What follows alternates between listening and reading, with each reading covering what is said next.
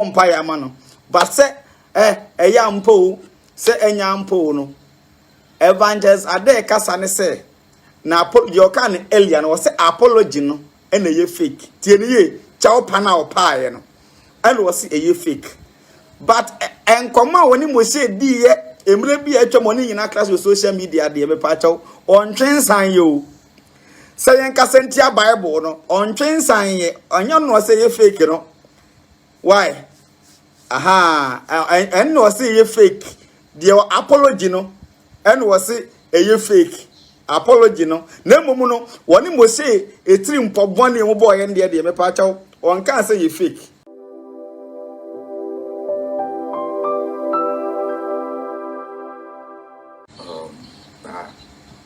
Enti timi kokko chire oson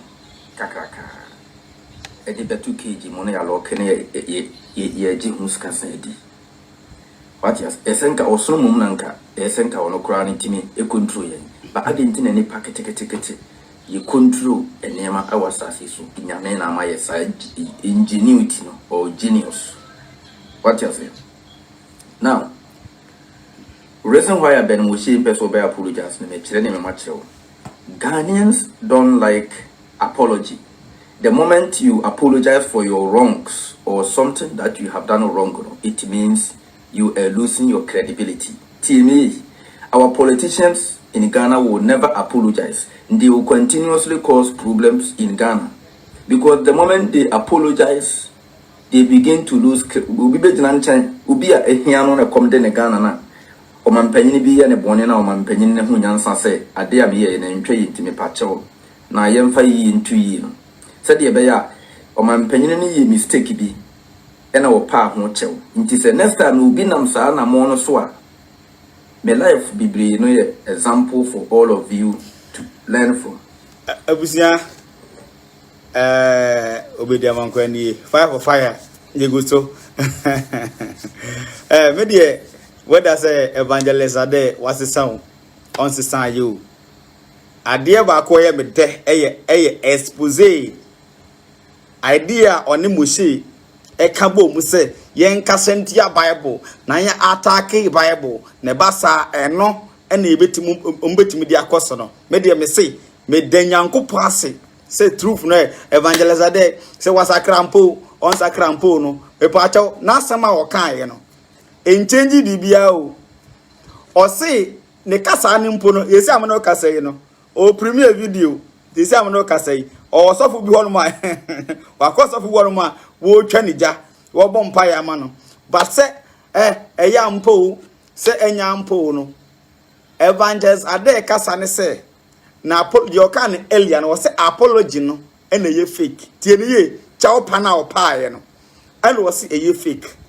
But and come out when he say dear, emre bi atwa money in a class with social media dear me pacho on trains and you say en kasentia bible no on trains and ye onyo no say ye fake no why aha and no say ye fake the apology no and was say ye fake apology no na momu no woni mo say etiri mpobone mo boy en dear me pacho on can say ye fake. Wani mo say pobone ye boy say yen ka sentia bible no mesi enka enya won say common sense e ba cho anade Kofi Adoma program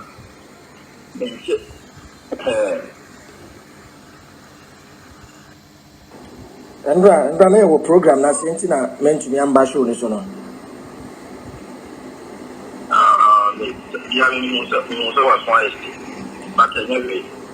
okay.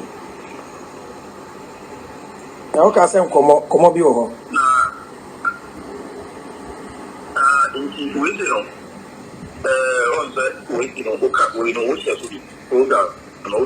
Kofi Adoma program.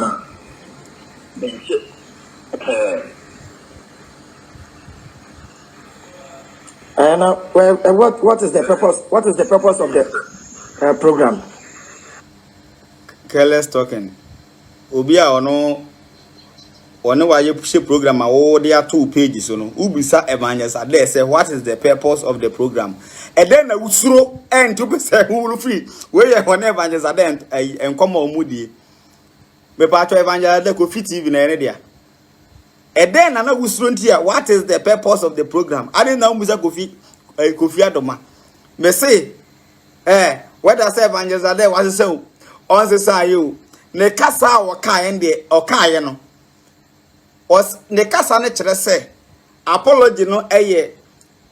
apology no mumu no e no watwe asan na asem o kan se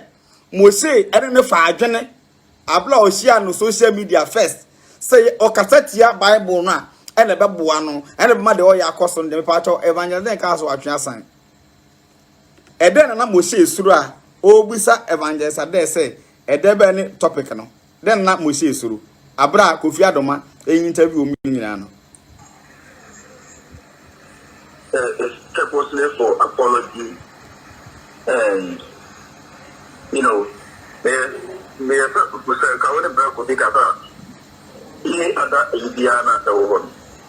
a purposely for apology. You know, we during the years and we have done a lot, and you know what I'm talking about because you are a very smart guy. That what you are talking about, saying? Baako record baako enti Mose eti na ni ayera aha no Mose play smart move o ti na ni ayera sa call sen ka ono won opo bi nsie ya enti o se we smart guy enti no you should know what I'm talking about but Mose play smart move say ade ni nkomo bia tie ni ye we ye nkomo between ade and Mose yesi asem ni dance ya ye twa ho bi na da dance akwa se me ni wudi nkomo na nkomo na me di no recording ewo mu na me pretend enti Mose pretend se de be ya obenya point ebi ede agina so ede aka che ne nkrofo hwe mu na woka sa adwen na anya adwuma body ne bre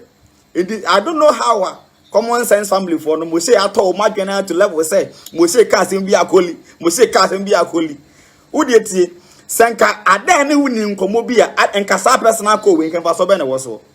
na kire se mo bo policy enti wo ma hint se as ade na ya ye no eno ho nkomo ne yenkonko di no Kofi TV so also within the year we've done a lot and I know what you are talking about. I say what you are talking about. I mean who name the work one say aha ye mo che pretending no talking about Christian and all of that. say me teachings na say we aha no tie recording no he Mose was a very smart guy unim recording no we tie the sound quality of the recording e kire say Mose no ne kasa no on say utie ade voice no mu na very light e kire say ade no on phone ewo ono the phone at last speaker ena ono the other phone air record nti utu se Mose no kasa na clear ena adan de very light we dey take kasa no enti Mose no ya we say all record enti all pretend to ade akwa say manu wadi nkomo na mafra wo say nkomo na edi ye no na wo pesa record mi nti wo say nkomo bai asa wo pretend wa because of say we nim say wo the record na koya ade bi Mose common sense for na bit me fulu omo ba anya ye no bi say teachings no tie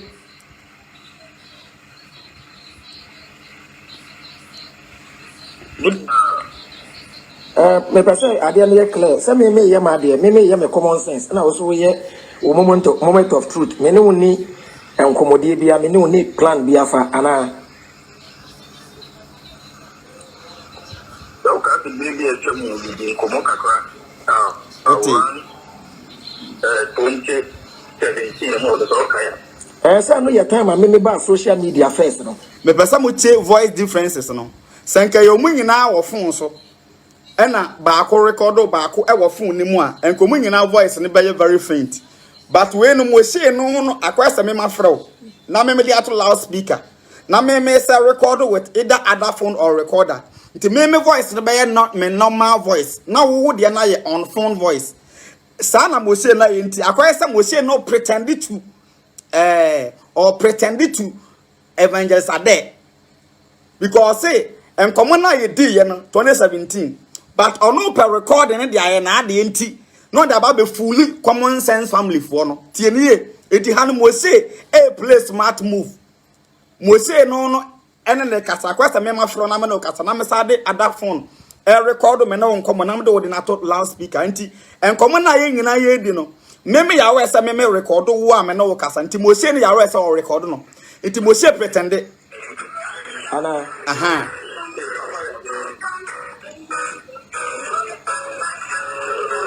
hello hello Okay. Hello. yeah say me ba social media first no ana me boa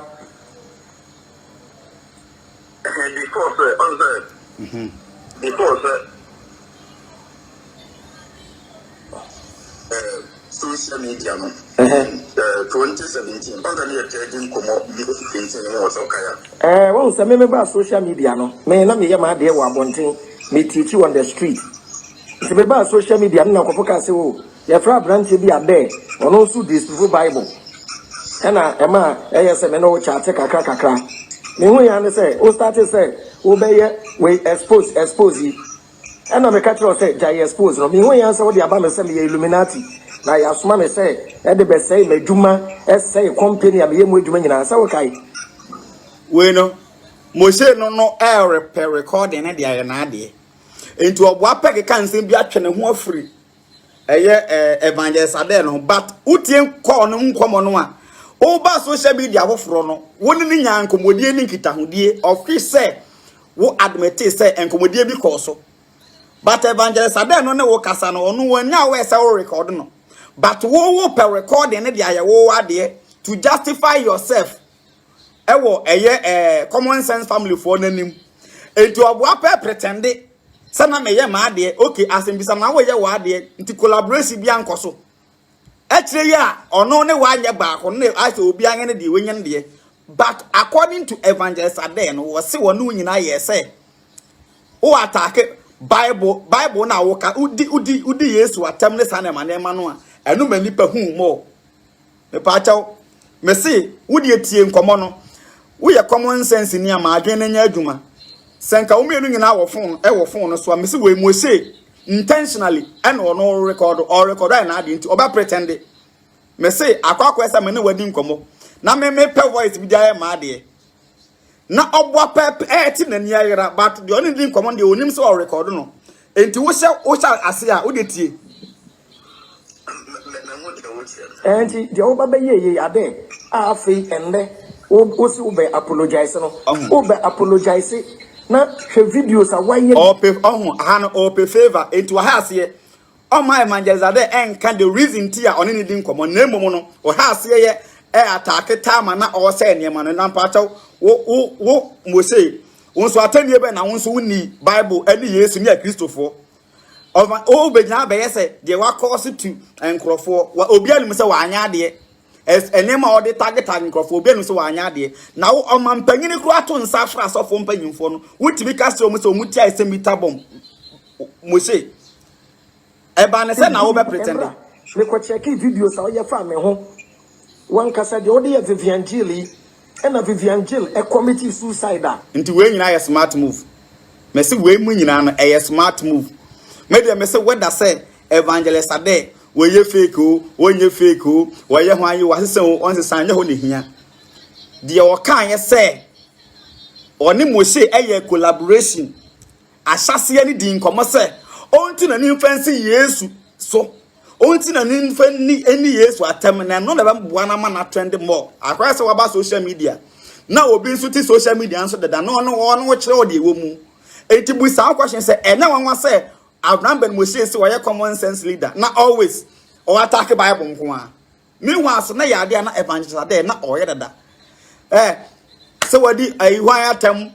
en wo say wapa chew en waba no say wo mpa chew en me no ka say yesi kwam no ka say yakra no ni video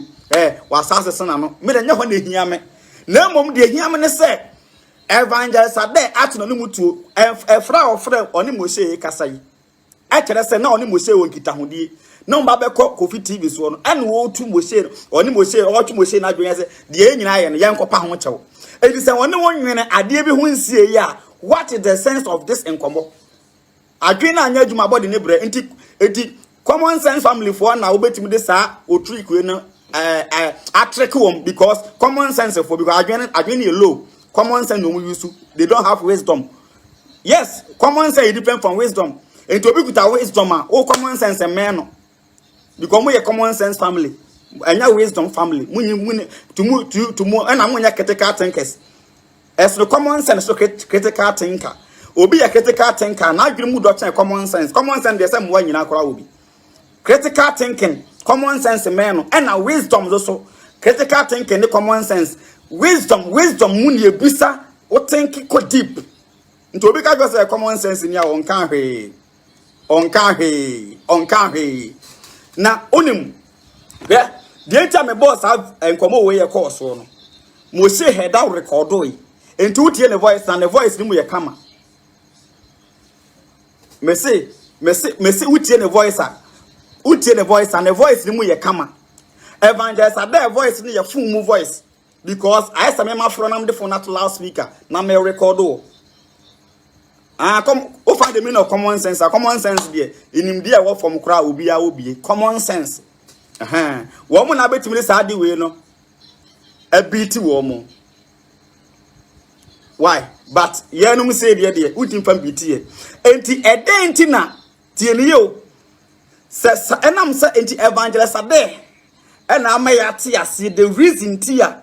Abraham Ben Moshe always the topic attacking the Bible. I am come out when di asase.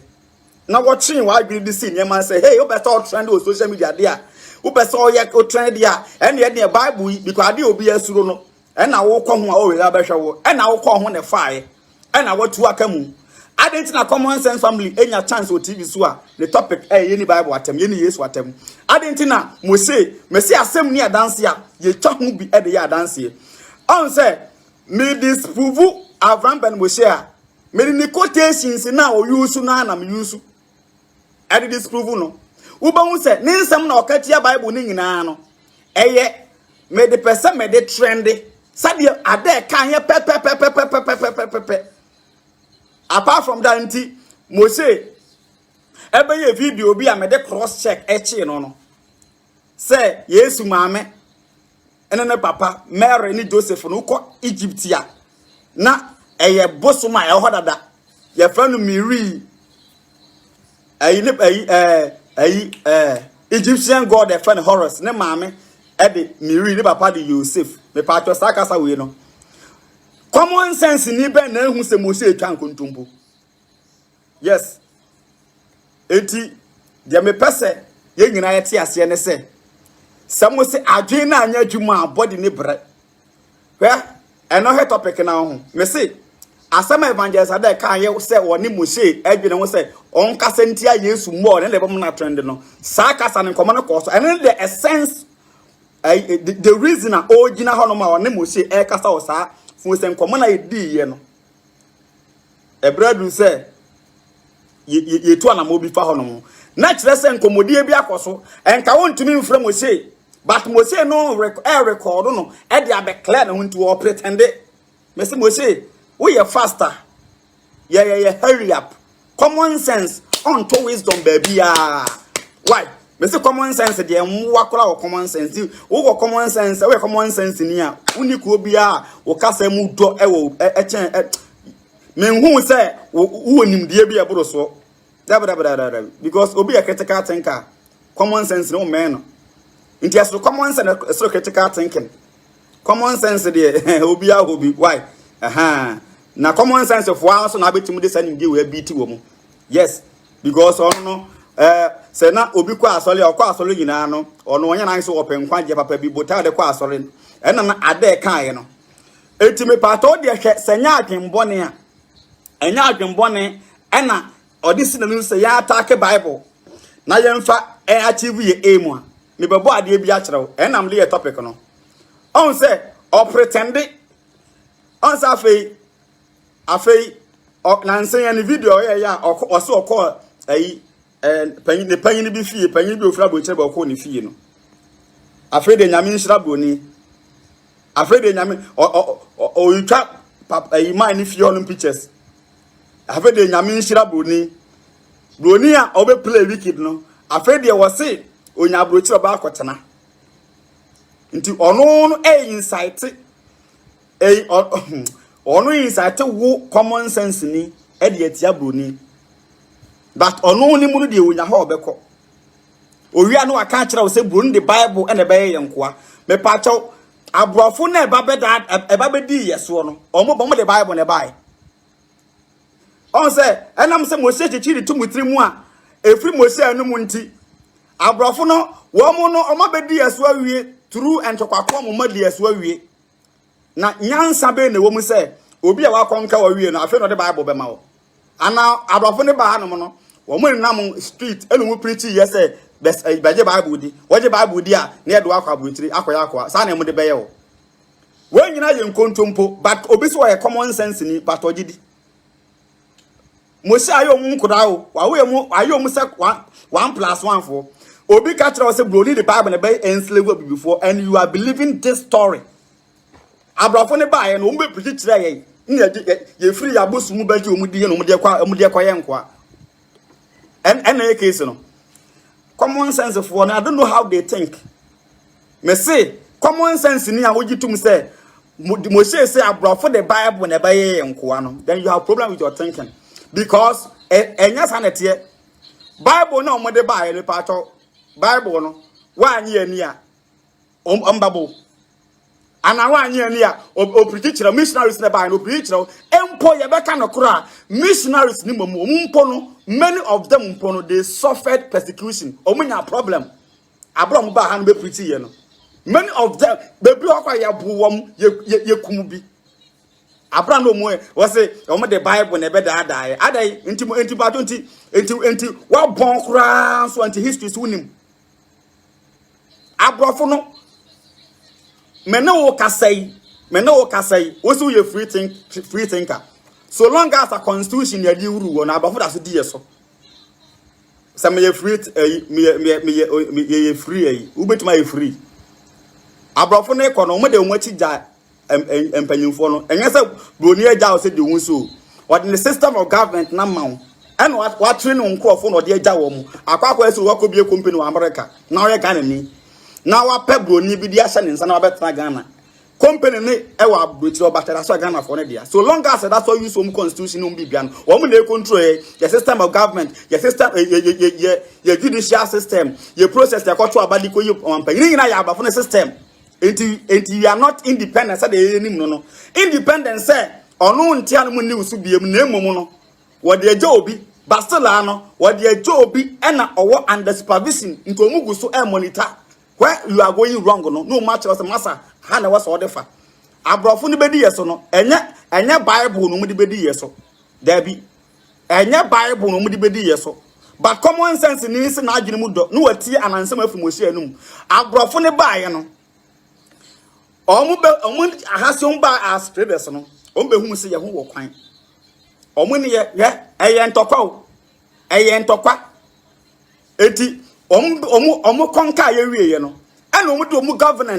governance omu empanyimfo edi yeso ya yesua no ye nyina ye nim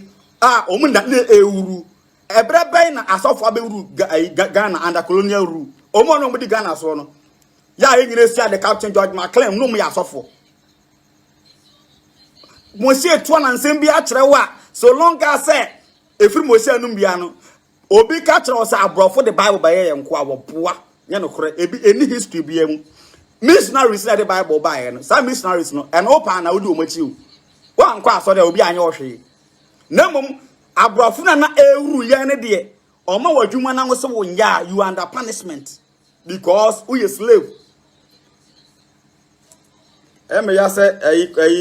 we wanyina dure na wusua afi na wusua common sense afiri Moshe ho de ya na awre ho eti nwanwa say ebi da so ginsem anansem wedi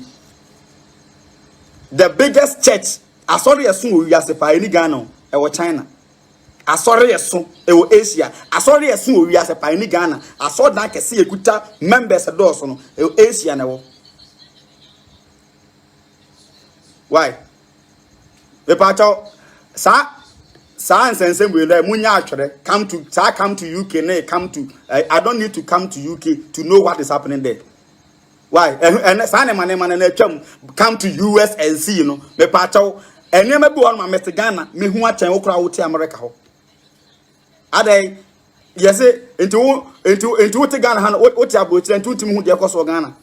O man panika filo Ghanaians this time na me te Ghana tim chechire mu kire wo. Eyen kontompo na mu twa ena oba abrochira ye tonton sorry na companies ye ton banks nya ye ton unhu se obi aton the bank obi aton companies are ye tonton man other companies into unhu se so da bis one na ya ton a companies ye ton e wo ho ada abrochira ye ton footballers e kra ye unhu se obi ato bi from Chelsea edna ko hanam into be so kese ye ba America ye ba UK ye nya abrofo ada nti ya say kra no enti sa enkrofo ye crusade kese a ya na abrofo wa asie me pato ntie ye nim hwe kra ntie nim sa abrofo je Bible di Donald Trump or ya America president me say Paula White when a spiritual advisor in the Donald Trump is slave na don't talk as if say asa monkwana asa oti abotira me pato Donald Trump me say the ya mo say one year religious America for. Messi, me no cause a current president also is here America. Ne office, sad ne could be ni Ghana ha. Ebi Ghana ha. You need official presidential spiritual advisor. Ewo Ghana I say on the two man penyin for man penyin fan ewo eso timi call Jubilee House. Dabi. But Donald Trump will be Paula White or Ban and Abema ba komro finidin. Omo ye ne spiritual advisor. Omo ne kobom paye e White House. Omo kinkan Bible e White House. Tell me semeboa. Oba so kire se ntie ba America ye na ntia America mani mu a ye hu asodan bia ho. Mesi Christianity ewo ewo the whole world. Oba so kire se ntie no omo ye Christians ewo the whole world na ye white blacks nkwan ho. Na number of Christians kura white omo no so nsen blacks. Basa mamon kasa asif say me si Moshe o agenda me tina me disprove na me the onwane quotations no ever since Moshe echa ase yes o kasa tia Bible me hu quotation wa quote a maka say we dey akwa we na asem go mu da bia propaganda nko na de ya ne say hwe se Kofi TV no bekwa onu Kofi Adoma no Bible no onim ho hwe Kingdom TV program senka host no ni omunim Bible mu aho enka mo se nya ano da Kingdom TV onu host ye ote wei onu woni maache no ote ho de mo se beka bia akoli senka wo nya host a wote Bible wase ya ana wo ko tu no no tunim asema wo ho no mu a etu Kingdom TV host onim hu oko a Kofi Adoma onu no onye Bible onim Bible mu sa nti asem na wo ka no wo bua kura na ono no ne de answer or ask or busa relevant questions to pay ono nti asem of quick so anya ne fault because on the juma as journalist but the better match asene say ye no mu say nyankopon da roma quotation na be quote ye ni asem na wo hono no ye hu ne say what mu ye business unim me baba be bona yi ba ko bi otaka asem bi na aya na sa asem na otaka no me baba expose ni sesi na you nyina ati bi me dem say evangelist ade say wa sakra say won sakra yo nu enye ho ne hia me na mu ba bi hia me ne ye enkoma a woni mo she di ye say o soliti ya Yesu a ehonum no amanfo bedi na chimmo no sa epo no ena ade di no eho na ye me de na me da Yesu ase wo ho so ma sa eho kakra no apie Hokaka na pie amobi ahu Moshe agenda etu do pa Moshe 2 hours e wo TV station fa cha no kwa wo ba ka Bible asem on fa nche common sense biada afa de nyame nhira boni na wo na wo panyin bi fi na we nyame nhira boni e bobo kote ayi na kire hwe ose Cain or said that Mose you be a home. Mose you be a Nani da home. Nani da home. On say Yama yani ambra, not all pemo sympathy.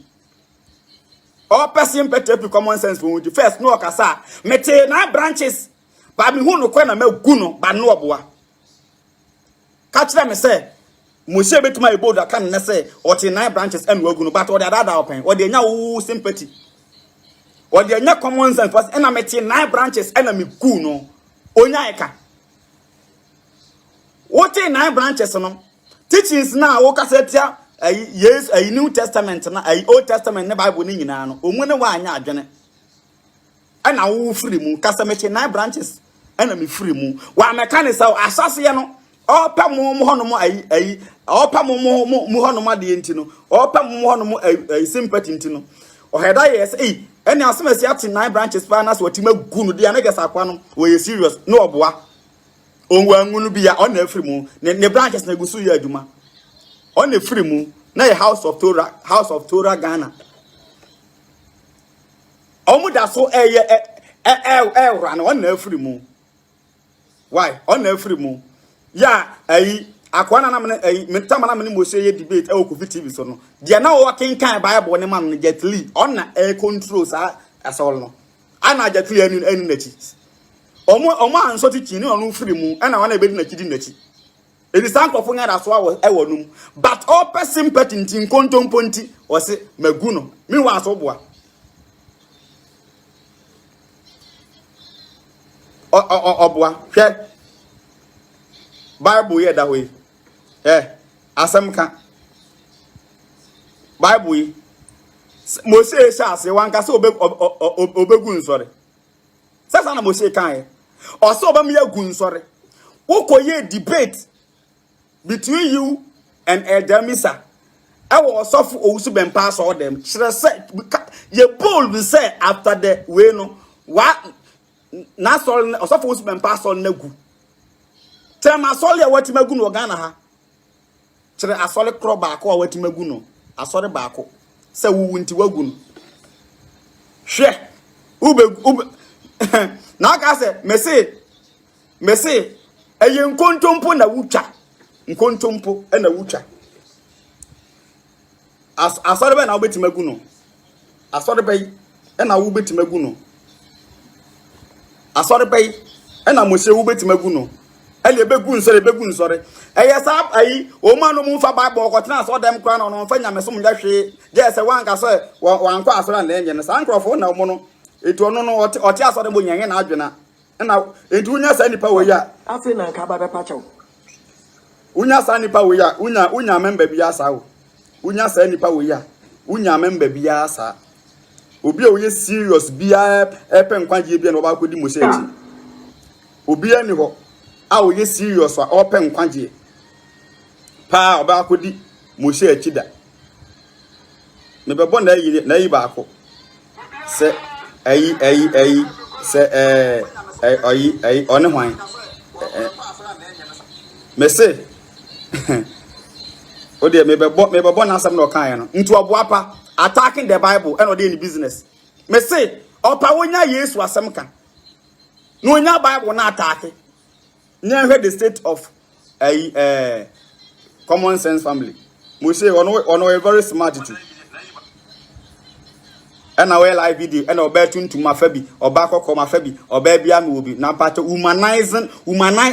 o common sense the Chelsea Pema Emma o common sense Chelsea Pema and now are in so imperative. Sani pa we no agenda or common or say na common sense say common sense of good judgment judgment Chelsea chimpana. E Chelsea kofo bi ba nan ntina wa bra ne papa ni mu hwe. Kofo bi ba nan ntina wa bra wo ye ne ho ade. Owia no aka tell say all person petty ewo ayi traditional for no yen san kwa yamam na wo usuba wo de kwa traditional side krank yem pamon. Wo de kwa traditional side da. Onwa kane onwa no ba betimi no ba aisha won say mempran. Traditional religion po betimi. You can't. The person me bought na ade bi. Ni video bi na ye nyina ye di ho nkomo about Cain. Nkontompo bi wase twa to Bible ne so. Na Abraham ankasa no o problem ni problem so papa but mama woni ntie bi me bom ye nyina tie bi na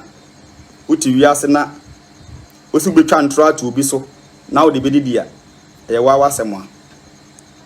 asofo nyai ayi ansole menya collection to inya asoreko u t-shirt eche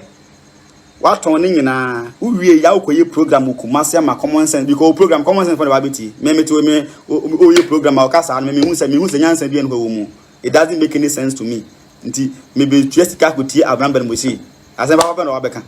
nti common sense for the babiti twesi ka beti na wa tuma hwanyame anim atima ge 35 Ghana cedis e wo gate no se common sense nim na metie na wa wutie kasa obi 35 cedis e betie ya me si di na me si ye Hosea 6:4 and lack of knowledge. Hosea 4:6 lack of knowledge, my people perish.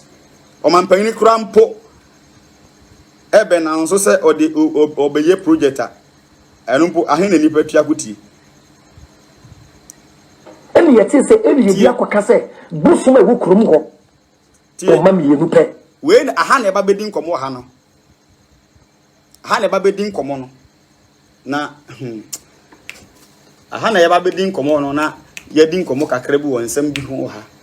bible hwe mesi moshi na ni da ho sa wo common sense na wonim a e ka no kwa go se wonim de woye eruti na magie di se ene na ade ka se one ni din komo asase na oba social media ne se utu woni si Yesu so a ene tina mpa wote na Yesu asi Yesu so no any Bible so na be trend ye ti asem bia okeka na ha e mema bienu ken ni Edel e na ken ne kum Edel ken kum Edel wie no Nyankopon pamo na wakọ Lord akohia na yere when na bo Lord defo no questionable asem okan yen so nyesa na Bible ni mo but this kind of question or this are a po we ato tirim me say he mo say thank you. Na enti me common sense for no na I don't blame mu because time na mo kwa asol ni nyina no Bible na mo head nim hu enti no ono no oka bia no a you just take the work na eno ano no na wo hu ni sa se e fama o me say bobiem ma mo ati o mam yenu pe e mema mienu ken ni Edel e na ken ne kum Edel ken kum Edel wie no Nyankopon pamo na wakọ Lord akohia na yere when na bo Lord defo no questionable o ko ken kan Talmud na say ya wu ken no mo ye twins oni oba ya wu Edel no mo ye triplets oni man you know you are telling me this story to Bible na no say but look at you say Nyankopon ne bo wo ne first ye fe ne set Genesis 5:1 Nyankopon o mam ye ye fa ne nsam no one by one ne hwe Hawa obeya ade no me se no de hwe Hawa obeya ade no hwe Hawa obeya ade no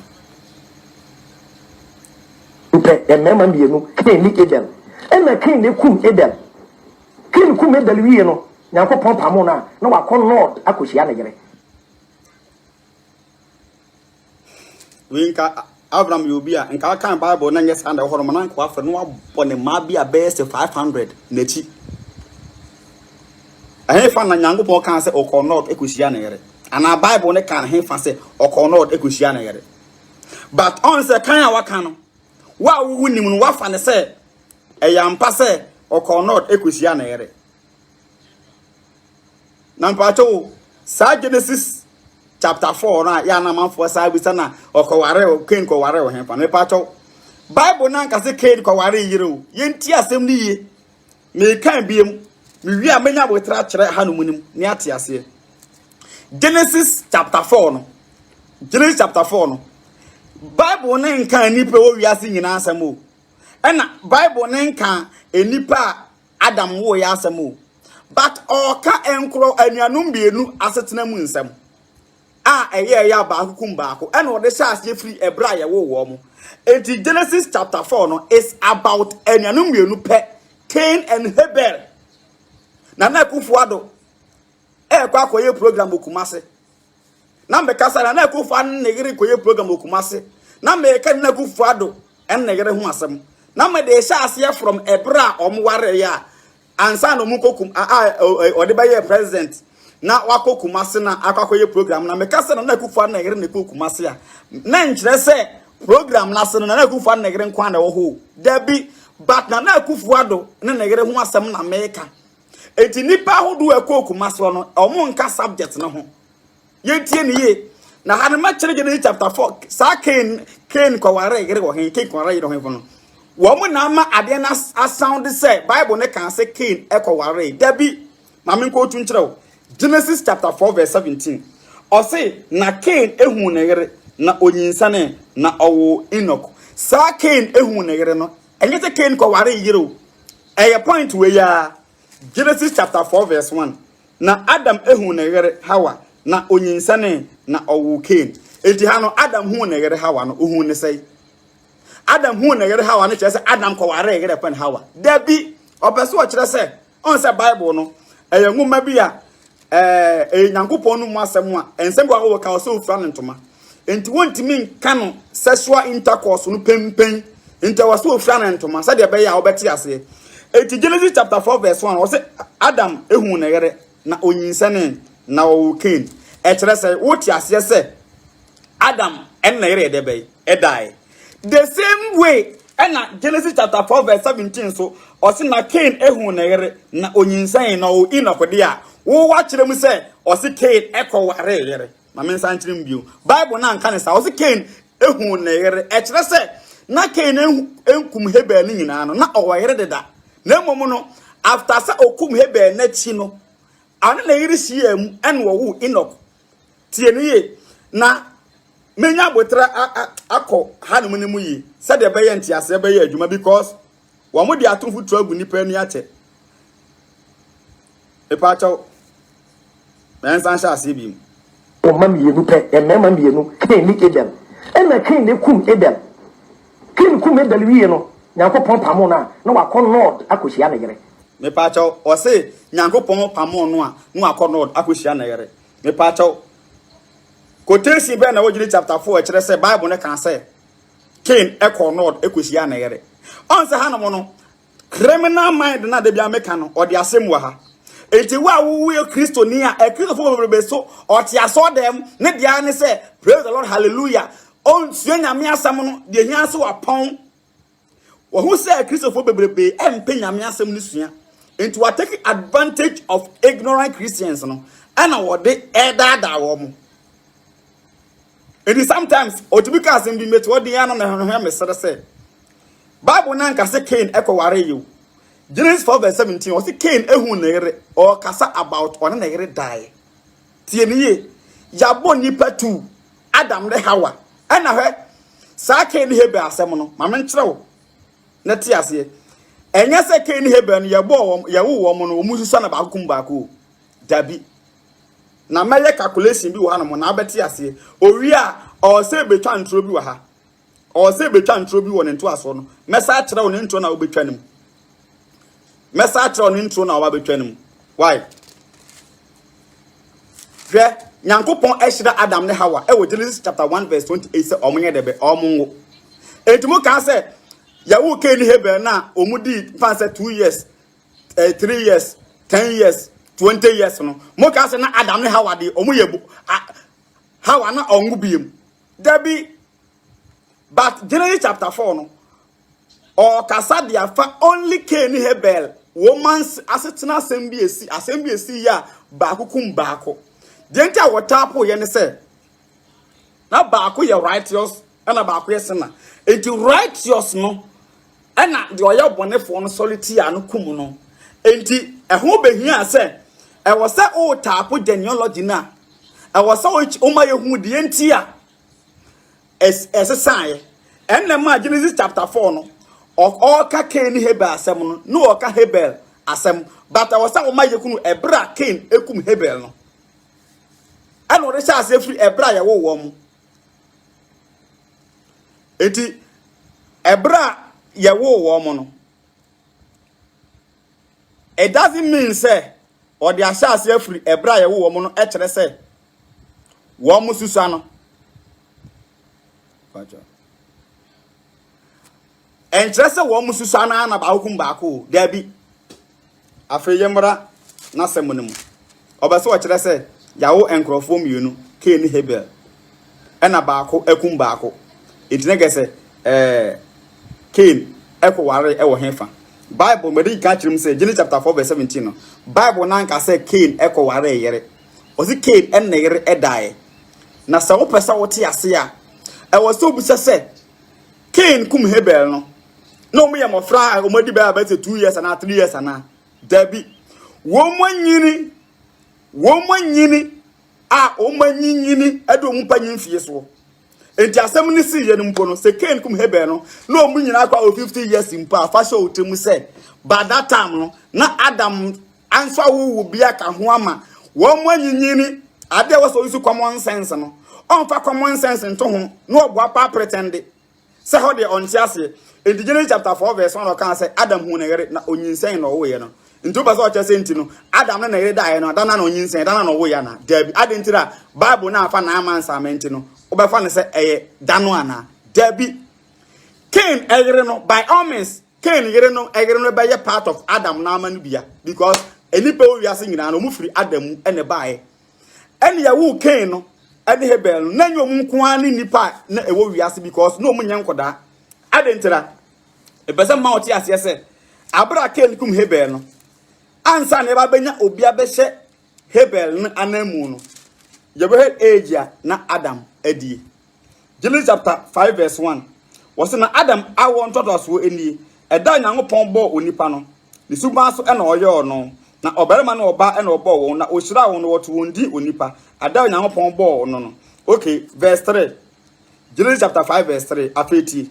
na Adam din finisia oha aduasa no oba ewo ne nsaso so se ne suba so na otunu din set tieniye aha no abra Hebel ewuye no Adam ewo ba foforo de si ma ne de be she Hebel no anamu ena otunu din set Satan no na Adam enya 130 years ena wo set entu de yemfa ne se Cain kura ni Hebel asam ni si ye na Adam ewo 100 years ya me pa ochaw na Adam ewo 100 years a Satan no Adam ewo Cain ni Hebel na chi no by all means because 130 years answer say table there o de yemfa ne se Hebel kura wuye no edi 30 years yemfa ne se edi 30 years answer kura na Adam eba be wo set na che say Adam ewo 100 years no answer na Hebel eba be wu eti say Adam 100 years as a Hebel eba be wu a asembisa ne se eti Adam na ono ye bo na yira na omongin dada no wo mu Cain Hebel na chi no definitely wo mu ba wo bebrebe bi ko 100 years intervals na Ghana kura na yenya 100 years impo no since Kwame Nkrumah nya independent mai yenya 100 years but Kwame Nkrumah time na enu 7 million population but enu 100 years impo Ghana came over 30 million it is ma Adam 100 years 100 years intervals na se Adam ewo ya ne man nyini emumuso mama nyini ma walwalo mu ensan wo eti definitely no Cain Hebel omo ware ya ombenya Adam mani bia ware because years intervals na nsa na case ni se no ewa eti Cain eyere no definitely waye Adam mana mu baako ana Adam mama mu bi ana obetima ware wo mo ada so na yere baye Adam ba ana Adam manu emani bi efri se asem ni si ye no eye years ache eye years asem ni si ye no ache aha asem ni si ye no ache enye se bia eye 10 years asem enti Hebel any Cain no definitely no say 100 years and Adam nya ya ansana ba kukum ba ko a me pa chaw say yesiefunu na nipa na yesie no wodi 85 years mpa na se ye poster na aya hwe enipa dodo a ebepia free one person na wodi 85 na sene mu ono ne mma na nanom no ubon so munye bebrebe enti Adam a wan na yere ye bo wo no munyin deda na se mfa nse omunya Cain kum Hebel at the age of say Adam 100 years na ka se Adam asiata dada enu nti na Adam asiata dada nti I don't think na Genesis chapter 4 verse number 14 no o kan sa hwe wapam me na afri asaso na mehunta mafri wanim na maye okuboni ne osisaboni ewo asaso na obi obehu me no obekume adentira because say at that time no na 100 years impo na na Adam anya ne man nso anyini ababe wara mo nso awo nti enipa ha said the be spread into na Genesis chapter 4 verse 14 o kan say obi obehume no obekume na kire say Cain ahu say enipa sia the be atre me say one person kura kwa aware na odi ebia 80 years a hwe emma obetimi na yere awo na negere no nso ma no nso ebetimi anyini asawo. But we talk as if say ya wu Cain Hebel na omuyen kola bia be say 18 years no ena anase omuyen kola bia be say 5 years ena ba okum baako me pa chaw enye sa na tie Genesis chapter 5 verse 3 no ansa na ye baba benya set esi Hebel na mu no na Adam ewo 130 years nti 130 years no say case na Hebel di wu ye no mpo esi at the age of abana Adam 100 into ba get nti Adam wangu biewa omba wa mo masi atre kura because ans asam na si ye no enipa si atre at the age of best 100 years enti ha no mo manipa agri yo mo say Bible ne kan say Genesis chapter 4 verse 17 no Adam Cain ekoware yere Bible na nkasa edi ha no mo say kasa no it doesn't make sense because Bible na nkasa Cain ko ware yere o si Cain en na yere die Adam Cain ku me dalwie no Yakopon pamo na wakon Lord akohia na yere me pa to wakon Lord akohia na yere eni Bible nim Bible na nkasa we ye answer wo are common sense ni no Bible no nim ho maache eno no quote no abuse na wo so wade die ena wo odidi wo na adwene ho ena wo tia broche na ama ne contribution ena wo gidi o meye says so ye vampire na wo so watia so ye vampire oye program nso a wa boa na wa program so wa no be kasa nso a no say 35 Ghana sa na tie sa na tie ntim so meti asese se na Adam kura di 100 years ansa na Cain ekum Hebela na ke se Adam na se afreda enti Cain no Adam na abusua na bi na definitely obeware wo mu enti David Nana Kwabnesian was from 1957 to 2020 Ghana population rose from 5 million to 30 million enumpo krampa yenyan ru 70 years in Pondo yenyan ru 70 years and so Ghana free 5 million to over 30 million population. It is all my Adam 100 years here. Now say Adam Krano. In the first 5 years, no, Adam will 3 Krana. 90 years ebe ka ho a me pa chaw ne mana wo no wo musun timi ngini ensan wo sta ko do 100 years no na sentre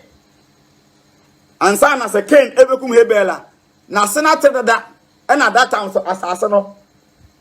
Adam na edi so because obi ani ba bia nti nyasa wo ko ba bi akwakoto asase ansa nti o must better ntem nti Bible na nka say Genesis chapter 4 verse 17 no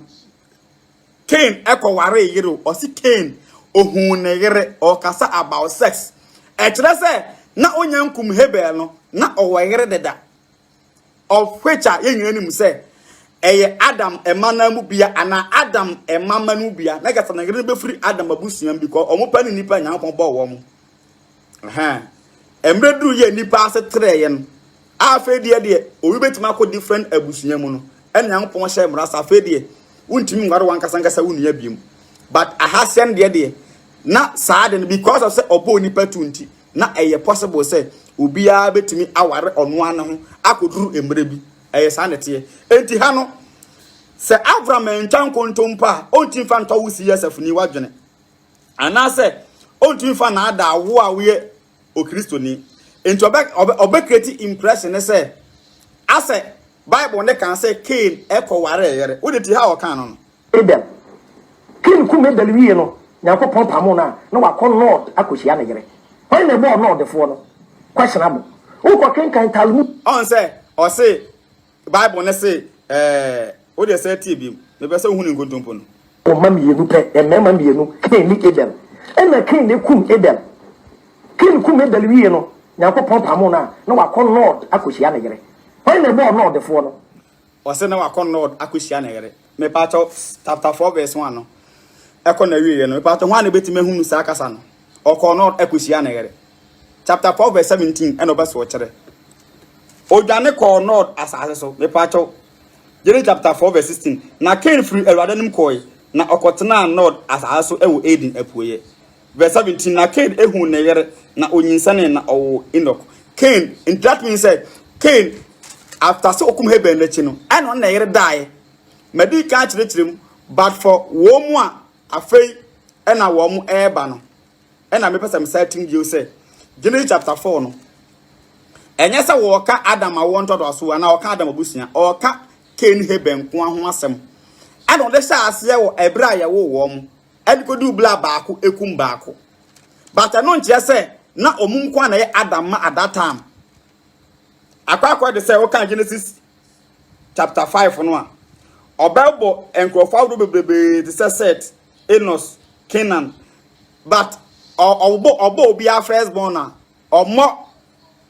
ne mana aka ne din ba so nkyɛ sɛ na oni ema bebrebe no mu nyina wo ma hodo wɔ honom enti hanom no memfa ne sɛ wo a wotie me o maame kɔ aware ɛna ɔwɔ mu 5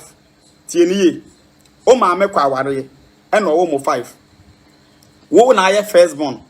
ɛna awɔ second born o second born no ebi awo chen no verse 3 years ɛna no so chen on so na chiri ba verse 3 years enti sɛ ya wo mu 5 no say 50 years esa be top more 5 no so a me pa ta wo a wo ye first born no wa chiri ba no muntimi nyini nware enwoma at that time no o ma me no papa kra so gu so wo ho no mo a mo manti 50 years e be ka mo ho a me pa ta 50 years e be ka mo impo abra mo ya akora no wo benya 50 years ya me pa ta wuntimi wo ema wase entre nti mo 5 no obia se tretra na generation ha said be e grow nti wo papa benya bese 80 years no a wa ba akokora no na ne ma no nso awowo amoma nso anyini nti ebia wo papa lifetime nyina ebia odi mfi 80 90 years a wo bomu se ye be kan nasefo no wo de me se wahunu funeral poster bia obi a wo wu no anya mfie bia obi a wawu no anya mfie bia be se 90 years no aya hwe number of enipa e free ono ne ma ne na anom ne na nka nso anom a o kanya obu atumi nya bia be se enipa nko 100 wona se wotumi nya ebi enipa bia be se 120 one person ase wotumi enipa nko bia be se 150 one person ase e say Adam enya 100 years a ontumi nya enipa be se 200 wona ase nti ebra Cain ebekum Hebel no na Adam ma bebrebe wona ase dada ya ne ma no nso benya mo nso abewo it definitely Cain ebe ware eda se ne nuanom anase Adam ma ni bi anase Adam ma ni mu bi na Cain ebe ware won enti ha no enye news but Genesis na ye twa no na won ka Adam abusuan ho asem o ka asem bi esie o nuanom mienu ntem eye Cain en Hebel enti odo mu hya ase wo abra ya wo mo erikodu bra o mu nyine ye ena ba kukum baako sa point na pe but then so just say yo mu kwa na ye Adam ema debi enti Genesis chapter 5 verse 3 no Bible ne say Adam mpo ewo set no ne nkyira say ye ensianamu set ene besi Hebel na yekum no anamu abra ya wo set na Adam enya mfie 130 enti se Cain ekum Hebel no mpo na Adam enya mfie 120 mpo ena 10 years achi ena set ba ya 120 years of Adam no udim na sefo betima kreti betima ko ababro more than 300 because se wo ba ene na oba nya 30 years akora ban so betima wo ba indi se wo ba ene na wonya 150 years 80 years o mamma no so betima wo ama betima ha senya emanananom enti we enye news ya odi be gina be case say okoware wo hefa just because of say yanka the pastor Adam ya bo on na yere say wo mo no mo nsia asoma na no unum years Adam enya mfinsia 800 nya na oguso because they were created say wo mo mewo no mmehia asoma ono mo se ne awofo a edi nkan enti de mbeta metwe agigya so say Genesis 4:17 and mo bi na ada say Bible no say Cain ekọ ware yere di anamafo ta bisa me say na Cain ko he fa no konya yere ware ye Bible na ka di Cain ko ware yere o say Cain ehu ne yere ti Cain yere no definitely umbe Adam na emana na say Adam ma emama na mu bi e na Cain e ware wo mu but Bible no anka Adam ma ho asem why wanka Adam ma ho asem story American no o Flavio Josephus ni book a o tire ye de fa Antiquities of the Jews no a ewom pepepe se o ware ware Cain ware Adam na ama ni bia because also Josephus no ono so tire Israel for no mo nsam ni nyina from Adebona de Kosi the capturing of Jerusalem no enti ha no dem pese ye nyina ti ase wo Genesis chapter 4:17 say Bible na nka say Cain ko ware yere was Cain ehu ne yere te say the Genesis chapter 4:1 no Adam ehu ne yere Hawa ohu ne say or ka about on ne die ba Bible no ye no kasa bebuo enti o varentoma enti ha no Genesis chapter 4:1 no Adam e na one Hawa esie mu ohu ne say sex ho asem the same sex and I Genesis chapter 4:17 Cain so na yere die enu mu wo hwan a wo mu wo Enoch na oje chiri kuru no le ne ba ni din edebe eton e kire se waje chiri kuru no ko de ne ba din ato no kire se na enipa ha se edebe spread ti na batatuo nyina betima edebe ebetima ba mu enipa ha se spread because men create impression say assembly see ye no na Cain Hebel ewo 10 years dabi na Cain Hebel no manyinyini kura ye mpanyimfo because set ebesi Hebel na set one na Adam 130 years there na kese inipa ase atra dada this na Adam ma 5 kura na 100 years be ka ho a ne man betima atre kura abro bia be se 100 kura because Ghana kura no after independence ye nduru 70 years but na 5 million ye na ye nam 30 million yes anetie inti Bible no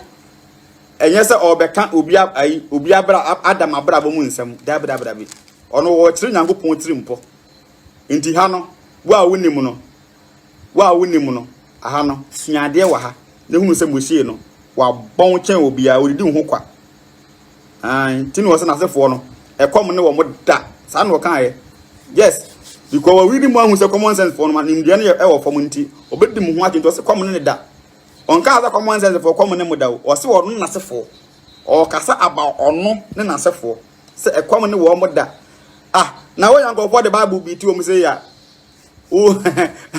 come be that do you go doga some family be o mo de baba ndie sa na tie ya ka ha na wie no yanko yenim wie no Nyankopon pamo na wakọ Lord akohia na yere when the boy Lord defo no wakọ Lord akohia na yere nso oboa adwen kese nko a nkontompo no a twist Bible no no a twist Bible no no a twist Bible no no a twist Bible no adenti na wo be senka Abraham e wo factor adenti na wanye fair with the quotation no you say or twist no I didn't know me fire me bought Abraham voice because now some no a baseless onim the eyes anti anti ye kwesi mu ha no adan 100 meters adan 100 meters because quotation on why I say or twist no or twist ade no it will common sense na wonim de ekone de what we be too aha no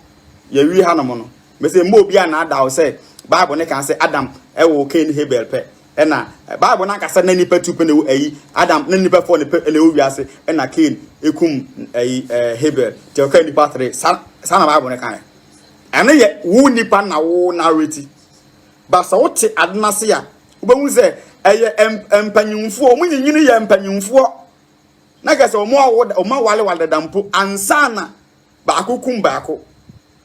nti age intervals na beda mu no na aboa ya ma ya explain ade no clear because set no ya ebe se Hebel na mu no na Adam ewo 130 years into the yen assume say Cain kura ni Hebel baako kum baako no na Adam ewo 100 years ya me pa 100 years of Adam alive unim into Adam nya 1 year ewo na life mu no na se na yere nyinsen ya me pa to na yere na wo ye ewo second year of Adam if you want to more kono pato wunim enipa Adam betimi awo wo mo ntuma Adam 80 years ebeto so a Adam man owo wo mo ntumi nyini nsa wo bi nka ho ana ansa na Cain abekum Hebel mesinti eti ebetiba say 4th generation kura chi ansa na Cain kura na ana say 5th generation kura chi ansa na Cain kura bekum Hebel nti at that time Adam masia treda nti Cain ebenya Adam mani bia na Adam ma emani bi aware eti ha no awode ye case na it doesn't come in Bible no so anka se ko Lord ko ware da bi o se ohun ne yere no wo yere da after kum Hebel na chi no na yere hia mu na wo Enoch na o yichi ikuro no kire se na elipa asia treda se da American no de ne bani din etu ikuro no afeyen to aso na ye expose nensem me say avamben mo say what not dream e beauty mo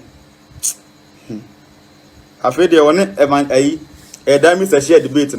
no kura ye de a whole common sense leader was no kure se say na wa you can't define what the word truth is na wa enti wonu onim se o kan tro na wo kan no because onim definition of no kure why what dey enko mema bienu Cain ni Abel na Cain ne kum Abel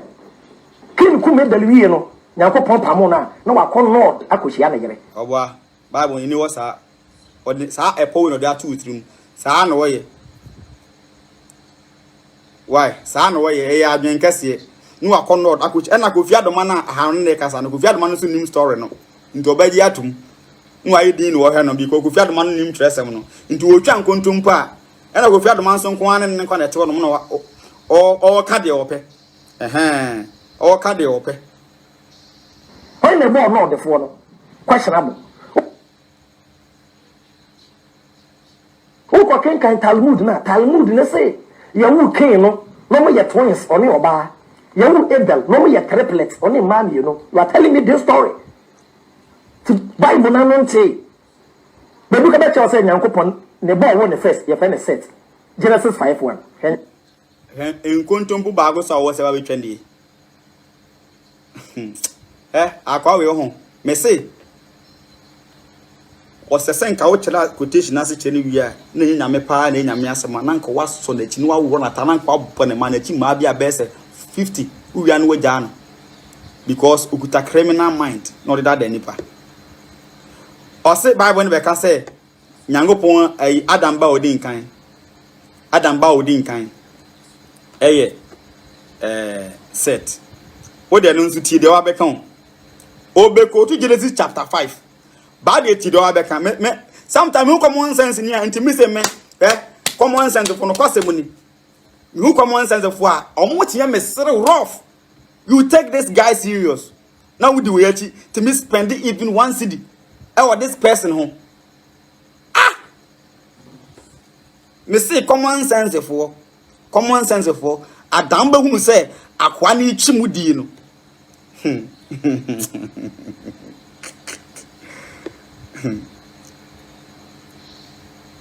onza na evangelist e ka so kwaji obabisika enzo mon ka se na evangelist ade na oboa sika na wajia na so wanyi oje ya na wanyi me say de ya me de wo evangelist ade expose ni mo ne say o say o ba social media for one wu nyina gena ho se da bi o attack Yesu mo a de o se wa twa san de o se chopa na o pa o ma odi o matem no wa twa san but se wo ne wo gena ho se attack Yesu na ne be boa ne de pa to on kan so wa twa san why on can so atwa side na metu me mani to form so eno asa na mo hie so ye no ti always yeah opa ma GTV kran che mo hie 2 hours so the back ka common sense asema bible na adentra oyi business ni business na eko abra wa attack bible na business na move ye wu kin no mo ye twins oni oba ye wu Adam and Eve. Into Genesis 3, Genesis 4. Into Genesis 4, Genesis 5. In this story. To Bible na non say. But look at you say Nyankopon ne boy won the first, you find a set. Genesis 5:1. Nyankopon. You won the first. Adam the boy won the first. Adam and Eve. Eve. Into a different writer. And the throne. Cain and Abel. And Genesis 3, Genesis 4. Into Genesis 4, Genesis 5. To Genesis 4 again. Genesis 4:1. Well, book no be check you. A coded book can Was it Adam? Book no be check. Jama ga san kwa na kan Bible. Se book o kan no kan book no be check. Na o Bible usua na Ibrahim. E na usua mpo no de adwembo ni se nyese usua pe ade papa bi afrim. Usua no inti mentality na wo de kan Bible inti mistakes kwa na be hu afrim. Empo ensam na wo hu no mpo nye mistake mpo but na wadwen no. Wadwen ye criminal mind. Osi Moshe any sky in the name of a God. Na mpacho wa sama wo kan. Na se obi ba sika in the name of God. Any so obi ba sika in the name of common sense. Why na common sense awu bi no obi sa je hu sika.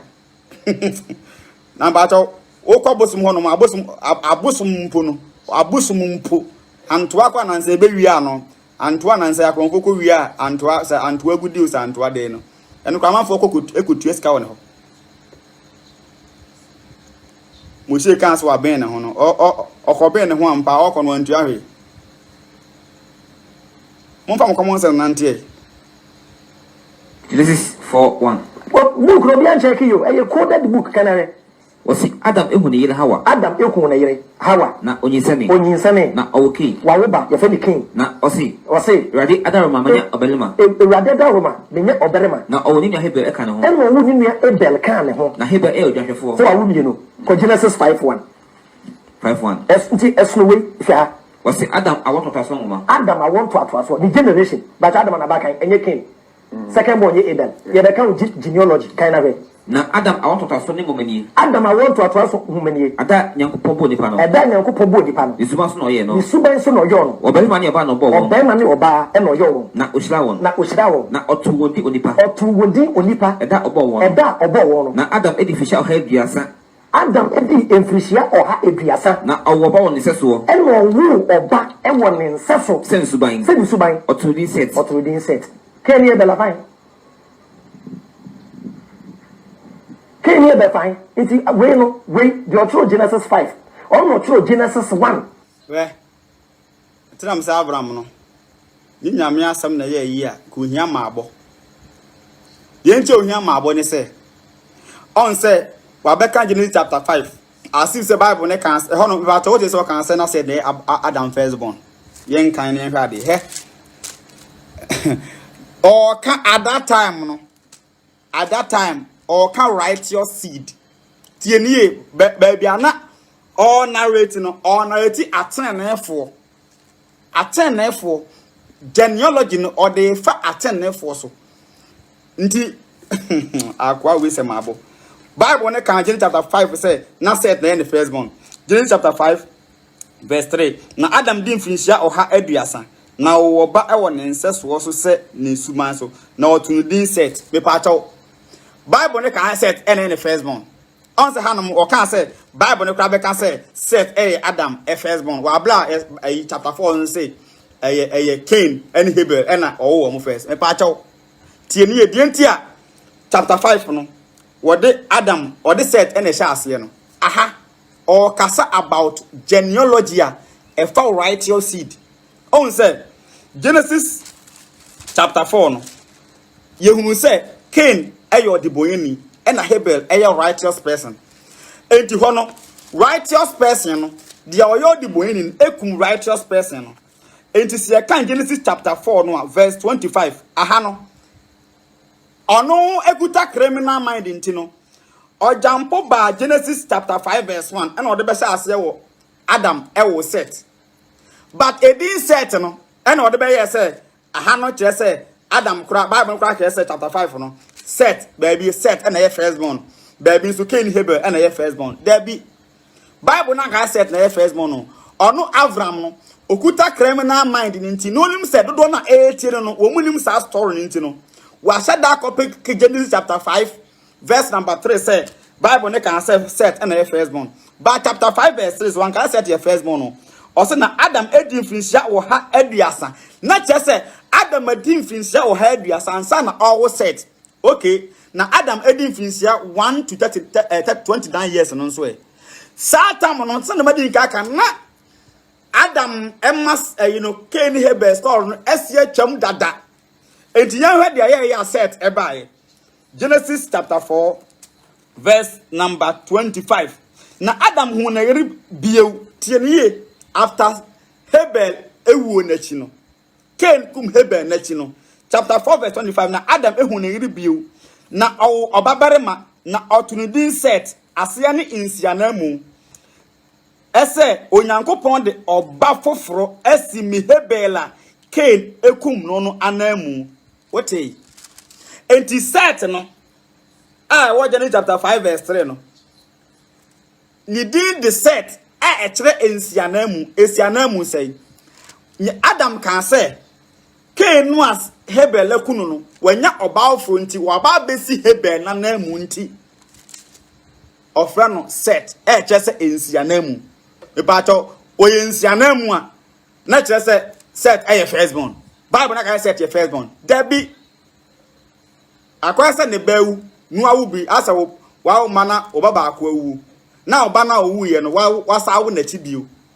na wabeka se wasa nye bade esi oba na wawu na namu that is set the set na chire ensia namu in the chapter 5 no the entia wode I want to aso no all kind chapter 5 no ode set shas ye ni na wasenka Hebel enwu ya all kind about righteous seed in the chapter 4 verse 26 na set nso wo obama no na otunudin Enos ebrenu mu na ofiri ase bo awurade din na kire se Hebel na no ye righteous na chi no ema Hebel no wuye no ema nipa wo wiase no be dane abonefo enti Adam ebe wo set na chi no set no so be wo Enos enti set ba Enos no time ena righteousness esa ba bio from Adam no ba set no ne ba Enos time na kire se Adam ba set no na osuro nyankopon enti ha no Hebel na wo ye righteous na wuye no ye nya set esna na mu enti ye ka righteous seed after Adama e was say ye de ho ane sha na mu e was ye de set ene kanko ne ye de Enos akanko adentira omo makanwa ye twa wo mawu akwa se nyankopon e kan nation or kan nation from Abraham mu because Genesis chapter 12 was you mu no be shira wiase musu ko nyina exercise enipa na ba ye no dodo na feli enti ha no ye can righteous enti wo can righteous na from Adam Baset edeba Enos edeba Kenan edeba Mahalalel edeba Yared edeba Enoch edeba Lamech edeba Enoch edeba Methuselah edeba Lameka edeba ba beduru hwan so ba beduru Noah eso na kesa what the righteous seed into you can righteous seed there Cain so you the boyni and at that time no na Cain am nipa pin so I dey aya abonefo into you for righteous seed and come obi ofro into abra set ebesi Hebel anamu no and ye ma genealogy no ye de sha ase free set Enos edeba because e ho na nya righteous seed na free Bible no ti ase say yeah with the common sense too futuro nipa agene in Genesis chapter 5 no na Cain Hebel mu asem na si atwam ene aba wo set esi anamu ene wo kan say righteous persons abesi Hebel na wo na anamu ntino wo de Adam wo to aso no wo de sha ase e de free set so e de akọ asem na ani fine iti we the true Genesis 5 or no true Genesis 1 and the true Genesis 4 or no true Genesis 2 into Genesis 1 Genesis 2 a different creation account different creation story me say wo de Nyankopon ya adom kakra ne disproving no me say 5 of fire no nyame ya adom a ye de be ko TV so bom na enipa omotu mfuturo gu mo no o ma hu respond na ansa kura na ye be ayi ye de 5 of fire be ko TV so kura no ye be nya botre abo ayi Kofi TV no se debate amene na ye wo nungwa 3 days ne de seed no e be seed na amno ka se won fa maame yes see the debate when why ya wa seed na ka dem apart from me de na ye no nungwa no se na ode blame de aminim en na mo se de ba de aminim se anko yi ama nto mpese bepi because wo mo na cover bibia atwa bibia seed ne wo hefa adentina debate ahodo ne amanfo aya all born on the page no adentina 3 days am ne no nungwa de almost 3 days nyina on the page se anko yi debate na onye amanfo aya na all born on ya no o ma no wo streaming all born on the page no adentina de me ne ko ye wo Kofi TV de omo no ho adentina de question won strife of jan omo no ho no me say we a very smart guy we a very smart guy when mbra ho so say we smart no nti omo no de omo hu ntem de omo atwo mo afresi CSF nim yes omo atwo mo da enwu say akwa no od na adwene ena edidi nti ya bese ekoti kwa fire nyampa be ko TV so de nim se baba mu so na ebe kakra me say video no ye mo audio nkwan be bo video na me pena ye bibia wi a nti o de program no yen support omo ko CSF we na wonu twa tumfutro we no anu kwa so ohia support nti agidifo a epesa support jumadi no number na 0247 947812 0247 947812 0247 947812 0247 947812 and the number no say mobile money registered 0247 947812 0247 947812 me ba chaw Julius esi edi young wo si debate no mahu ni nyina me ba chaw 3 days am ne no ngwan ba chaw wo hunu dabi wo de wo CSF no a mo no o mo take control no Julius esi edu wo nka ho wonta wo de oye edu bia oye honest anti enka se wa debate ni nyina dabi ai opanyine Julius esi edi young emfata okra dabi wo de wonye sa wo de ya na oye honest oye straightforward we straightforward yes and our own part in the day I respect you for that I respect own part in the day so Anderson I Ras Kotoka onon so one of the CSF for na own part in the day mo say dey oya wa say ye new market new biatem and we say dey nansan na say da wo si twabo amankrado oye wo video amankrado tin baby awo kan twabu na tem san idim panyimfo atem san Ghana company mfo atem sa anye bia mpokura no o mako wrong obi na waka se Ghana company mfo omu huru o man ni omu nya o man ni omu bo man na sirimodene but se o se use common sense mpo fankasa na o se yenko ye traditional way mpo a se asante hene enkna hene ana se mpo panyini bi edi bone a oya akwa na wo ka panyina sema unim ha wa ka na enya atemdie so nti betima ka wa abla enye se udu panyina tem na omampanyini ni asofo panyifo mu omuti se mita ono ni nyina no very bad opanyini Julius Asiedu wo se ni nyina wo YouTube so dabi de wo YouTube so no kakra bi ya ni 3 days so one day bi akura no more than 2 or 3 almost 2 hours abu 2 hours impo day bia kwa na ye be 3 hours day bia ye be 3 hours wa hu no YouTube da kakra na ono record ye na ono ne penom de na anu kwa misi fools a DVD we so munim say APR market na nkoyi oh yeah Julius there no cry back up Julius Asiedu young and there o ye CSF ni but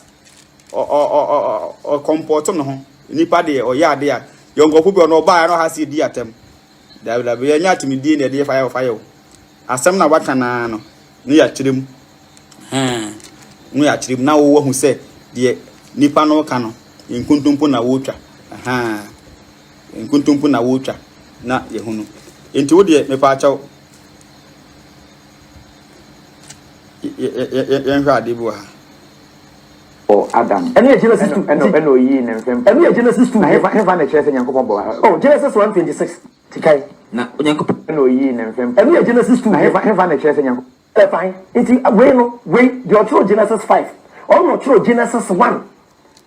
and the otro Genesis 4 or no true Genesis 2 inti Genesis 1 Genesis 2 a different creation account we kwa next time ata for no cry how money ni any debate na also need debate also any so open money use Bible I was say any so how no we call Bible we don't believe in it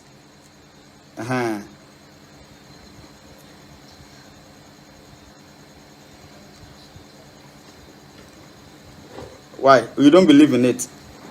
different creation story ba ko ya Nyankopon bo ba ni bema straight away and ba ko ye bo bema ene yi ya nkyere na wo da so different different ono ade a won tia se no afana say very difficult for everybody what do has more abeka or the Genesis chapter 1 verse number 28 no or the be compare Genesis chapter 2 verse number 21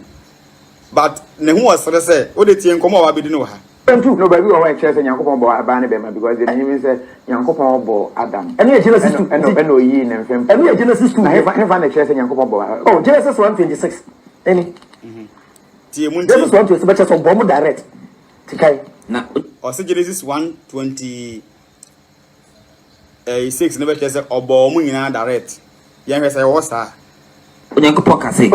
say mo menyo nipa Yesu ba so mo yen nipa wo Yesu ban so say yen so na odi apum pata na nipa ne ba o be di apum pata ne ewim no ma ne ewim no ma ne ntoteboa ne isase nyina ne nsase nyina ne emu a wi asase nyina so ne mu a wi asase nyina so na Onyankopon bo nipa ne Yesu ban so Onyankopon bo nipa wo Yesu ban so Onyankopon so ba so no bo no Onyankopon so ban so no bo no obelema ne ba no bo won obelema ne wo ba no bo won na Onyankopon isla wo na Onyankopon isla wo kan che so bo ba ne bema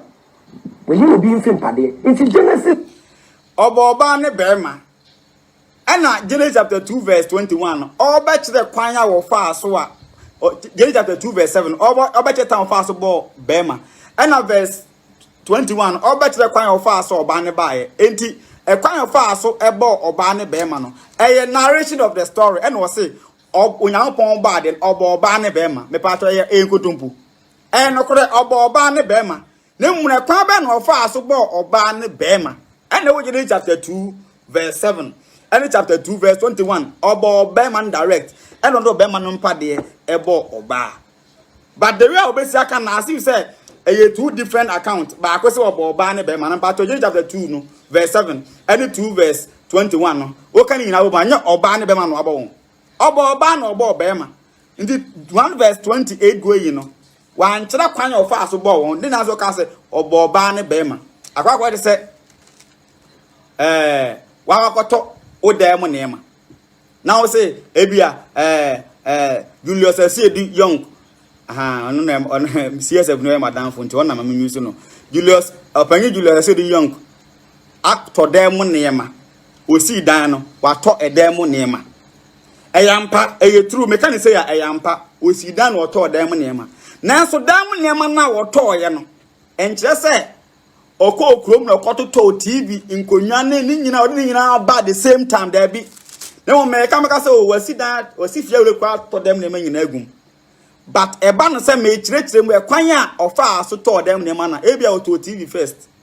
ana eji ekyerɛ okoto akonwa be kan ho ena ebia na following day na okoto center table ena ebia okoto TV stand ena ebia but me ka ni nyina agbo me say opanyin na to asidan and what to them na my debade agum meka enti eya asem nkyere mu enti Genesis chapter 1 verse 26 to 28 na woka no wo se oba ene bema eya mpanso Nyankopon oba eboli banya oba ne ba no bo na mom no ekwan be na ofa aso a oba ne bema no ene wo chapter 2 verse 7 ene chapter 2 verse 21 no ka se oba ne bema no wan kyere man ka boka ka se obo ne sei because adibo bia wo chire mu nti obekire how a obo oba no ene bema no obo bema first ana ose enye se nipa nkotena na obebo yenze se buafo ama no ana oyi ne mpa de na ode bo hwan ya ode bo how na ode be kan na ho etiampa de oba de na oba ne bema di chapter 1 verse 26 to 28 no e kwan ben of aso obo won no ena wo chapter 2 verse 7 and chapter 2 verse 21 oni ma de na oto na de hunu kwa be dwana num sa ade ai ya church no kure ne mu no ya ka no krasem na kire nipa no oto na wotumfu togu nipa ni na ada ka se ono hwehwe ho se attack Bible ni Yesu sa na mo watuma otima trend a o ka twa so oboa ene ada na agwa ada is o problem o ada na ye twa na eyi no Israel dem just obo ba ne bema we you be in film pade into Genesis 2 verse 15 correct verse 7 Genesis 2:7 enti obi ka kire wo se me maoma obi ka kire obi se maoma 7 na enti one to kan say maoma 7 na kire say obazo go say 7 no 7 ni hina the same etama na maoma 7 aye true enti wa 7 no 7 oh ne say osi first born na di ebia 22 years second born na di bia 18 years afa na wo cheche mu kwan de ye ya ema 7 no ene breko no ba odo anu kan esu dan na say ma wo 7 ma mo wo say ma wo 8 ma mo wo say ma wo 4 ma mo wo say ma wo 5 o kan say wa wo 5 ana che say nti ema 5 ni na wo mu at the same time ada ya wo se nyankopon bo oba ne bema na ye say obo mu at the same time na no kan e baby I was a use common sense and the number common sense in the ejuma baba be ni say use common sense ho na mo some common sense ejuma because of aduanenti enunti na first Timothy 6 verse 10 ka say boni nyina hini eni sikape eyampa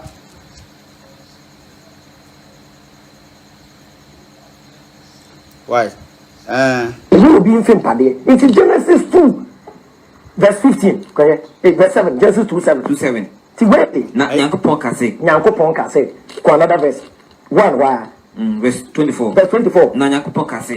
ka say Toko 2 na gade 27 was it na Nyankopon the film no tie yonipa Ewurade Nyankopon e the film ti ba ko fa ni Ewurade Nyankopon any code that we say different writers natural ba ko friend Ewurade Nyankopon na ba ko friend no Nyankopon ne ho osere say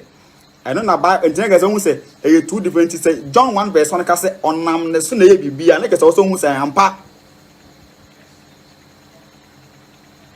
because there Ewurade Nyankopon no yes specific otumfo yawe onam doba mesians na ye bibiara he is the word our sans ye God you who say na God nko anu a eno no wo ho ena who say Ewurade Nyankopon no so ana kese or specify baby yawe na kasa in action why it is some John 1 verse 1 kasa onam so na bibia ya mpa nti oba na Nyankopon yawe no fa no so ye bibiara akwasa mampanyine be yi kwan no odi ama contractor nti be ko site ona e contract na eyi kwan no ba wo yi kwan ni wiase na agufu ado na yi kwan no sana tie ti Nyankopon no e ba de no onam mezia no so na yo bibiara why nti wo hene kura no ene omanfo bedin koma o de fada uboni so sanete ene ma yo hene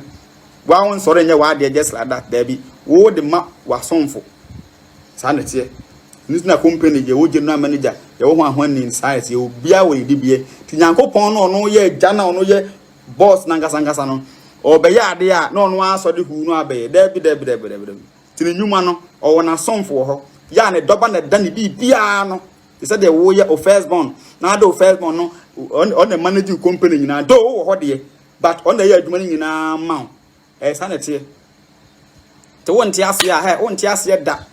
ti Yesu kula kasa Matthew 13 verse 9 say de wo aso bi ti won ye de bai won ti meme kan say de na so bie no wote ya no ate ase de wale hu mo ne mo wote ya no ate ase ne mo de na afa na so ase de o de opa spend the 20 years on ti ase da ba o say nipa no nya won ti na me kasa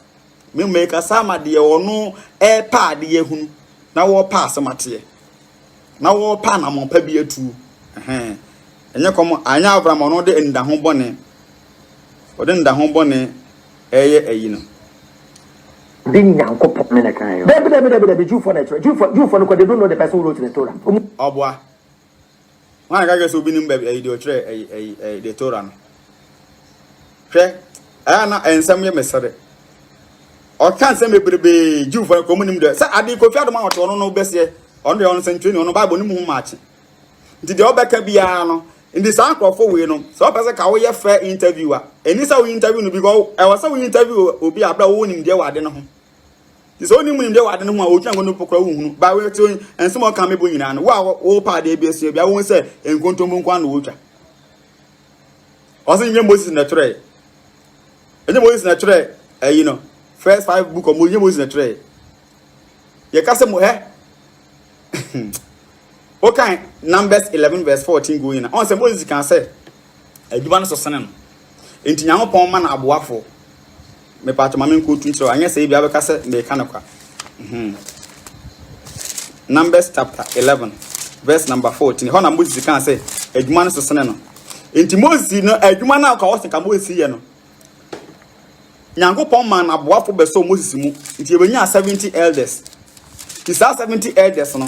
Nyankopon eyi wo mo no o kan so make sure say omusanim atwere because Moses adwuma na oba be ya atwere adwuma. Inti Moses adwuma na ya atwere adwuma no ode ono na atwere adwuma no ma scribes na Nyankopon yi wo mo no. Inti Numbers chapter 11 verse 14. Okay. Numbers 11 verse 14. Wasana menkwa minti minkura omayi enyina efise eyeduru eseneme. Na sa na wona mbedi no dia ene semanuma banyam ewo nim dia ene kummum ene kumme. Na manhunu mama ne no. Ena Awurade ka kire Moses se Babo Israel mpanyimfo hu emerema aduoso anoma me enipa wunim won se woye oman no mu mpanyimfo ene wo mu atwerefo na fa wono bra asian ntomadan no eho na wone wo emegina ho nti ha ene apon kan se Moses enyi 70 elders na o make sure say 70 elders no because Moses adwuma na ka o be ye na ya atwere adwuma ene na gusu awoye no enti se o penkrofo aka ho de ya so make sure say san krofo no nso no on se Moses no na o Pharaoh fie nyina no no on se ho no nti eba na twara na Moses nim eti na Moses din ka twere bia dada tie ne yo ade nam si Moses din ka twere bia dada e pa chaw mamen ko to Exodus chapter 24 enti wa sha nipa na e ka ne ho no enti na Moses ya se na nyabo ka kire Moses se na era ka kire Moses se na ga se aya atwerefo na wo mo boa Moses no e na e twere enti obu sa se Moses na twere ye dia enka bla Moses wu ye ne ban se na esi twere Moses wu hu asem aya atwerefo na Moses time na wo twere ma Moses na no wo mu na Moses wu achi no wo mu twere ekwa Moses fa he de be ewu ye akwese ampon abonyom eye bandes music production but anyom ye ampon na eto but ampon to a bandes dia ndi sanete adentra bandes ena ye producer enti Moses no ena atwerefo na twere ede aboa no enti o mu twere wi a eye Moses na ehye o mo so mo twere enti they are writing under the instruction of Moses enti we can Exodus chapter 24 no we dey da come head that ye treaty sa when the twere Genesis to Deuteronomy we won't say eye Moses this the Bible say Moses na twere ya enye mistake hey rascal to kawaba ana me body this here na say woni Julius say dey young woni CSF a mum party bibie biblie ba na mu didi atem saa ade na so nyatim di o kire wadwene wo ade na wonte ase no wo kire nsa ba be kirem ena me made this prove no nyese nyatim di sem da be me ka de woka ti me bo wasem na ma kirem me bo na ma kirem e sa na tie ye wan kan ma ka to za han wan enye sa na tie wo de ba ba isu criminal mind ma ka sa how we the criminal mind enti ha no Exodus chapter 24 ti hayi me pesa o ya specific say Moses Bible ndi adan say o twere na o atwerefo nso Exodus chapter 24 o say na Moses 24 verse 3 na Moses ba be kan Awurade asem no nyina ne atemusa no nyina kyere oman no na oman mu no nyina de ene kro ege so say ensem Awurade aka nyina no ye beyo Ezra chapter 24 verse 4. Na Moses chere Awurade asem no nyina na otua hemasi afɔrebukyia bepo no ase ene odumdum no se Israel fom sokudo no etie me pa acho Ezra chapter 24 verse 4 no was ho na chere Awurade asem no nyina anye Moses it's not Moses na di nka chere santi Leviticus Numbers 11 verse 14 no ka so ohia aboafo no a ebe boa no na kese nka adwuma na Moses di nka chere na nti watre nyame aso no dema na na o say adwuma no so too much always atwetwere una o say tie Israel for na sem nyankopon afra wo se no atwere ti Moses tire ya di kodu bro say adwuma no so too much ti nyankopon wa no ti Numbers 11 verse 16 no nyankopon kan say ne omo abo Israel panyimfo sister no ma no na o make sure say nipa sister na wo fo maka ne ho no o mu ye nipa o mu ye de ba de atwere for because wo mo ba be bo Moses adwuma no nte wo say wo twere adwuma no nso no mba bo ma atwere bi Intanunti na yenya atwerefo a no mu twere Moses asem na Moses agena ho make akra because we kan atwere more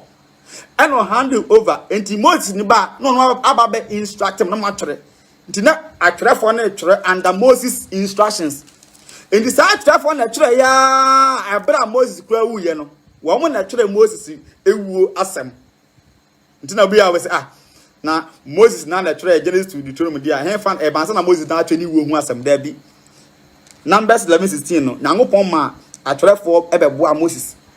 nti omu na Moses wuye omu na twere Moses wu achi asem ene kwan Moses fa so wuye masa time ko about 10 wa ha e pam chaw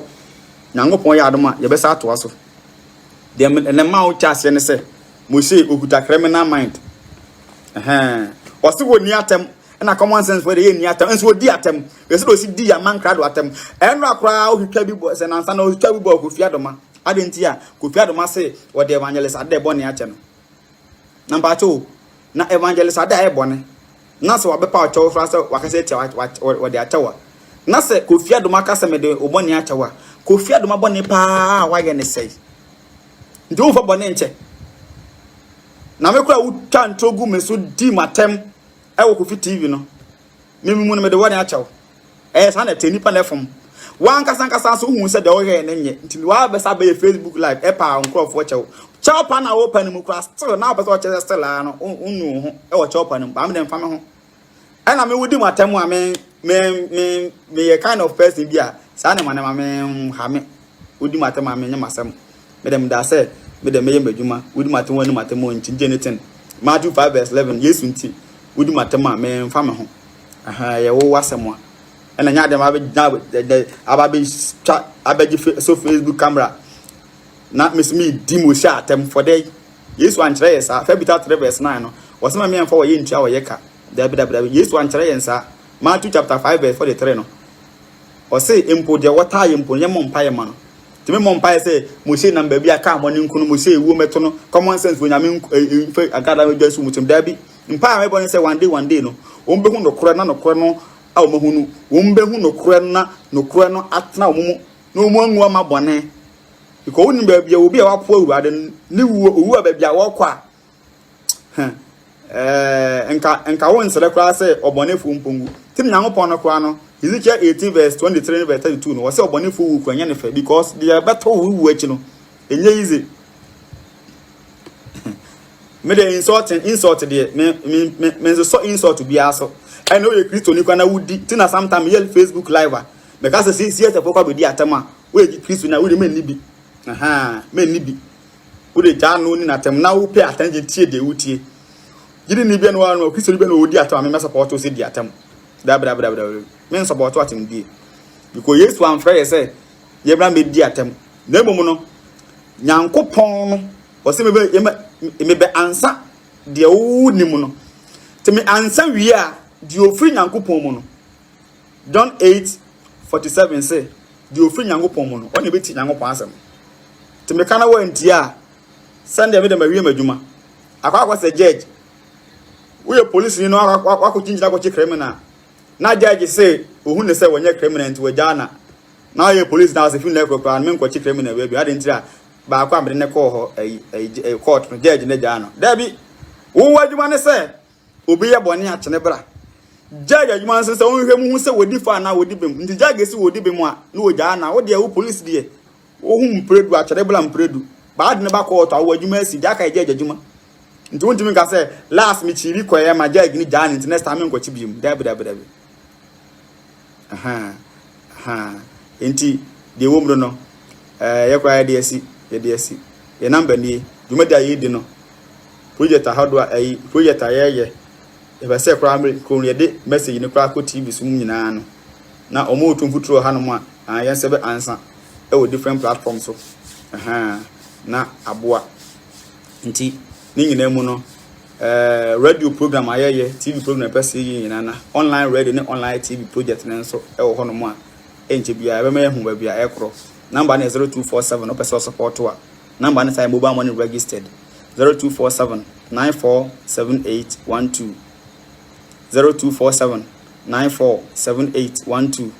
0247 947812 0247 947812 ediyesi wa oba online bia no yen share video no ansa na ye free so yen share video no ansa na ye free so nyamopon nchira ye nyina ye mo mpan ma wona enya hu nokro no na hu nokro na nokro no aye wade hye elwade ne yentena ye ma bye.